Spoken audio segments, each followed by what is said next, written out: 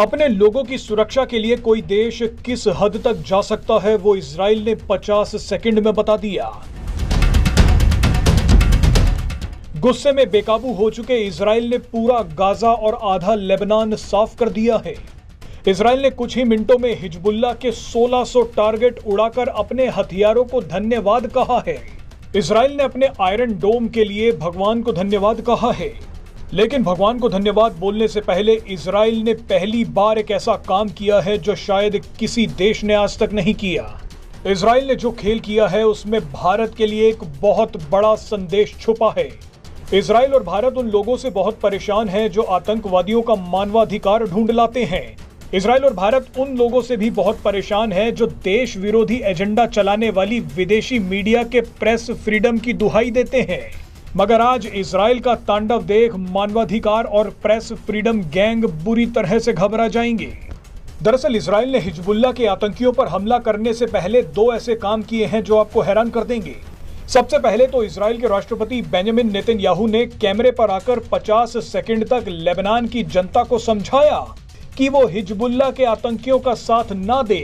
जहां जहां हिजबुल्लाह के लोग रहते हैं उन जगहों को खाली कर दें। नेतन्याहू ने लेबनान के लोगों से कहा कि हम आपको पहले ही चेतावनी दे रहे हैं, बाद में मानवाधिकारों की दुहाई मत देना।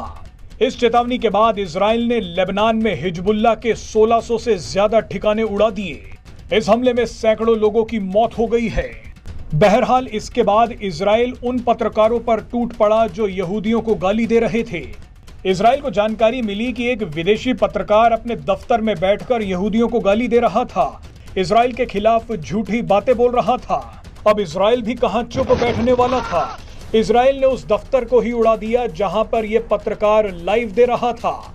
पत्रकार बच गया लेकिन दफ्तर की एक एक ईंट बिखर गई।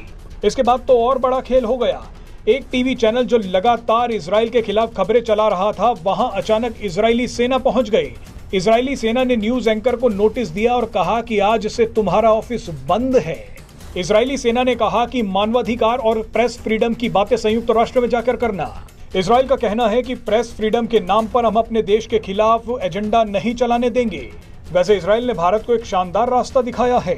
आपको याद होगा कि जब भी भारत ने विदेशी मीडिया और ह्यूमन राइट्स वालों को कश्मीर में एजेंडा चलाने से रोका, तब भारत को प्रेस फ्रीडम और मानवाधिकारों की लिस्ट में नीचे डाल दिया गया। मगर इजराइल ने भारत को एक संदेश दिया है कि अगर अपने लोगों की रक्षा करनी है तो एजेंडा चलाने वाले इन लोगों को धक्के मारकर निकालना होगा।